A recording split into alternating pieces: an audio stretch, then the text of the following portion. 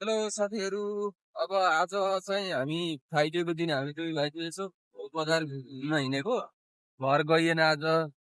के छ अनि गोलबजार यतिखेर यहाँ गोलबजारमा टक्क गोलबजारदेखि अलि अगाडि गएपछि तपाईँको यो सुन्दर शान्त दृश्यहरू देखिन्छ। यहाँ दृश्यहरू देखाउनु हुन्छ हाम्रो। अनि यहाँ जङ्गलहरू छ, झार जङ्गल थोरै अलिकति कोलाहलबाट थोरै अलिकति बाहिर निस्केपछि यहाँ सुन्दर शान्त वातावरण छ। पुरा टिपिकल गाउँ छ यहाँ। यस्तो रमाइलो त सक्नुहुन्छ यहाँ। पुरै अब अरू बेला चाहिँ हाम्रो अब रेड बुक खाने गरेका थियौँ होइन। अहिले चाहिँ पुरा अब दार्जिलिङमा बोकेको छौँ। अनि त्यसपछि अब यहाँ अलिक आफू माथि जाने हो। बगैँचा, रुममा सुता सुता अल्छी लागेर हिँडेको अब सिनहरू छ। यतापट्टि अब जङ्गल यो छ रोड पनि आफूहरूको। सुनसान छ। बजारमा चाहिँ हल्ला खल्ला हुन्छ, राम्रो हुँदैन। यहाँ अलिकति अगाडि जाने बित्तिकै यस्तो दामी यहाँ एउटा रिसोर्ट, यो बिचको जङ्गलको बिचमा अँ, एउटा राम्रो रिसोर्ट छ। यो रिसोर्ट गोलबजार पनि छ। फुलबारी रिसोर्ट भन्ने रिसोर्ट पनि छ।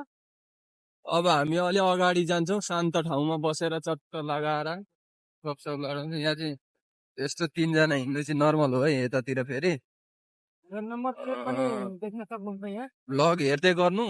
अहिले एकछिनमा भेटौँला। हामी यहाँ लगभग कति 15-20 मिनट बाइकमा हिँडेपछि यस्तो दामी हेर्नुहोस् घाम कस्तो दामी लाग्यो। अनि हामीले यहाँ लोकल दारू ल्यायो।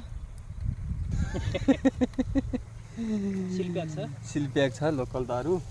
यहाँ यस्तो यो यहाँ राखौँ न, गोलबजारमा यस्तो पाउँछ क्या सिलप्याक दारू लोकल। र यहाँ सितन पनि छ। अनि यतातिर यहाँ यस्तो खालको सितन छ। डाइटिङ सितनहरू छ। झरौँ न ल।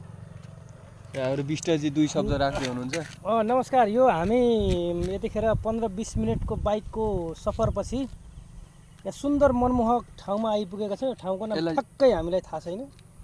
यो सैनिक चोक भन्ने ठाउँबाट पनि लगभग 5 किलोमिटर अगाडिपट्टि हो यो ठाउँ चाहिँ। यता सिधा बनाउनु। केलाई सिधा? यो ह्यान्डल सिधा बनाउनु अनि बस्नु। पल्सर बाइकमा आएको छौँ। यस्तो चट्ट फलफुल सलफुल खाने होइन, गर्मीमा यस्तै राम्रो हुन्छ। माछा मासु धेर खानु हुँदैन भन्ने हामी निष्कर्षमा पुग्यौँ। अनि अब ठाउँ चाहिँ यस्तो छ हेर्ने, पछि बाटो टक्क वरिपरि यस्तो छ, शान्त छ, सुन्दर पनि छ। यसरी बाइक फाटाफुटा हिँड्दो रहेछ मजाले। यसरी फलफुल सफा गरेर चट्ट खाँदैछ। लोकल दारू मिठै रहेछ। अब ल 2 गेडा त हाम्रो घुम्नुभन्दा यस्तो ले चाहिँ स्वास्थ्यमा पनि र रिफ्रेसमेन्ट पनि हुन्छ। यो यसरी अब केबाट सुरु गर्छौँ हामी? एउटा चाहिँ यो कस्तो रहेछ, अङ्गुर सिजनको फल हो, बढी गुलियो हुन्छ अङ्गुर।